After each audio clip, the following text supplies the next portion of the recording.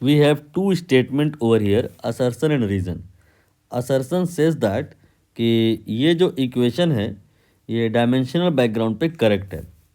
तो एक बार चेक कर लेते हैं है या नहीं। तो यहाँ पे टी जो टाइम पीरियड है ये इन सारे पैरामीटर से रिलेट किया गया है जिनके मीनिंग बताए गए हैं। ये जो पी है ये प्रेशर नहीं है, ये यहाँ पे रो लिखा होना चाहिए, डेंसिटी है लिक्विड की। और आर ये रेडियस है, मीटर में है, लेंथ है। और एस ये सरफेस टेंशन है। तो एक तो तरीका ये हो सकता है क्या कि आप यहाँ पर डायमेंशन सारी पुट करें, यहाँ पर सारी डायमेंशन पुट करें, लेफ़्ट साइड का डायमेंशन और राइट साइड का डायमेंशन सिंप्लीफाई करके सब देखें। अगर बराबर आ गया तो डायमेंशनल बैकग्राउंड पे ये इक्वेशन करेक्ट है, अदरवाइज इनकरेक्ट है।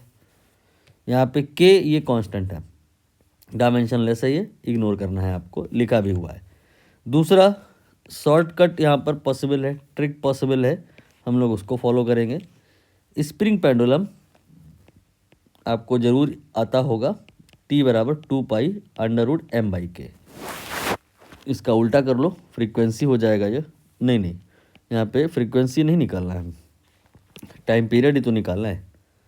तो इसी फॉर्मूले को हम कुछ थोड़ा सा ट्रिक लगा के ऐसा करें कि इसकी शक्ल जो यहाँ दिया है उसके आसपास पहुँच जाए। तो मैंने पहले तो 2π को हटा दिया क्योंकि वो एक कांस्टेंट है, डायमेंशन लेस है, लिखें या ना लिखें बात बराबर है। अब हम इस मास पर फोकस करेंगे। मास मास बाय वॉल्यूम डेंसिटी होता है, तो मास क्या हो जाएगा, वॉल्यूम इंटू डेंसिटी हो जाएगा। हाँ, या डेंसिटी इंटू वॉल्यूम हो जाएगा। और वॉल्यूम ये L² नहीं L³ हो जाएगा। अब यहाँ पर जहाँ m लिखा है आप लिख सकते हो ρL³। L जो है ना वो मीटर में होगा, इसे आप स्मॉल r भी लिख सकते हो, रेडियस वो भी तो मीटर में ही होता है।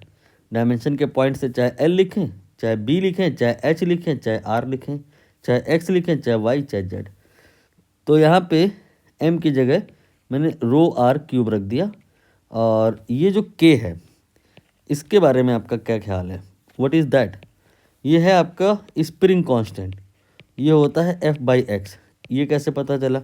एक्चुअली F = kx आपको याद होगा, हुक्स लॉ। तो वहाँ से k = F/x आया ना। दिमाग में जोर डालो, यही तो सरफेस टेंशन होती है। Dimensionally spring constant and surface tension are equal. Surface tension also क्या, force per unit length. Force per unit length ही स्प्रिंग कांस्टेंट है और यही सरफेस टेंशन है। तो जहाँ k है वहाँ s लिख सकते हैं आप। तो जो t का फार्मूला आया है वो अंडर रूट में आया है, ये बात सही है। इसके बाद में मैं जो लिख रहा हूँ वो इससे भी कंपेयर कर रहा हूँ। अंडर रूट में आया है, यहाँ तक तो सही है। फिर डेंसिटी आया है, ये भी सही है। R³ आया है, ये भी सही है। इसके बाद यहाँ जो नीचे है इन्होंने इसकी पावर 3/2 लिख दी है, जबकि होना चाहिए था क्या, यहाँ पे तो 1 है। तो यहाँ पर अगर 1 लिखा होता तो ये इक्वेशन करेक्ट होती, बट ऐसा नहीं है, इसलिए ये इनकरेक्ट है। आप चाहो तो LHS और RHS का डायमेंशन निकाल के नेट वैल्यू चेक कर लो, इक्वल नहीं आएगा। आपका इस असर्शन जो है वो फॉल्स हो गया। और इस प्रकार के क्वेश्चन में अगर असर्शन गलत हो जाए तो रीज़न पर हमें बात करनी ही नहीं होती है, एक बार हमें ऑप्शन देख लेना होता है। क्योंकि मोस्टली होता ये है कि इन 4 ऑप्शन में एक ही ऑप्शन ऐसा होता है जहाँ असर्शन फॉल्स होता है, बाकी सब में तो असर्शन ट्रू हो रहा होता है। फिर रीज़न पे कंडीशन आती है। तो जब असर्शन ही गलत हो गया तो रीज़न हमें क्या करना है, जान करके रीज़न को पढ़ने की ज़रूरत ही नहीं है, इग्नोर करना है। आपका आंसर आ चुका है, that will be D option.